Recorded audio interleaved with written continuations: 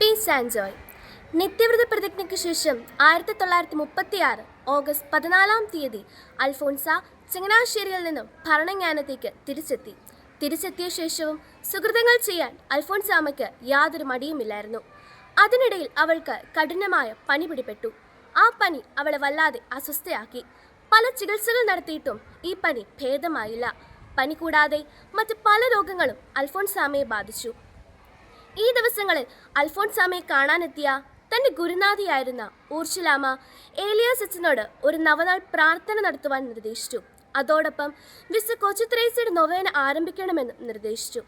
അതനുസരിച്ച് അവർ നൊവേന ആരംഭിച്ചു. നൊവേനയുടെ 8-ാം ദിവസം രാത്രിയിലും പനിക്ക് കുറവില്ലായിരുന്നു. 9-ാം ദിവസം രാവിലെ അവർ പനി നോക്കിയപ്പോൾ പനി മാറി. മദർ ഊർഷില ആ രാത്രിയിൽ എന്താണ് സംഭവിച്ചതെന്ന് ചോദിച്ചപ്പോൾ വിശുദ്ധ കൊച്ചുത്രേസ്യയെ പോലെ ഒരാൾ തൻ്റെ മുൻപിൽ വന്ന് നിന്റെ പനി വിട്ടുമാറിയിരിക്കുന്നു എന്ന് പറയുന്നതായി തനിക്ക് തോന്നി എന്നവൾ ഊർഷിലാമ്മയോട് പറഞ്ഞു. ഏത് സാഹചര്യത്തിലും തൻ്റെ ദിവ്യമണവാളിനെ കൈവടിയാതെ എല്ലാ സഹനത്തിലും ഏറ്റെടുത്തതുപോലെ കൂട്ടുകാരെ, നമുക്കും നമ്മുടെ ചുറ്റുപാടുമുള്ള ചെറിയ ചെറിയ സഹനങ്ങൾ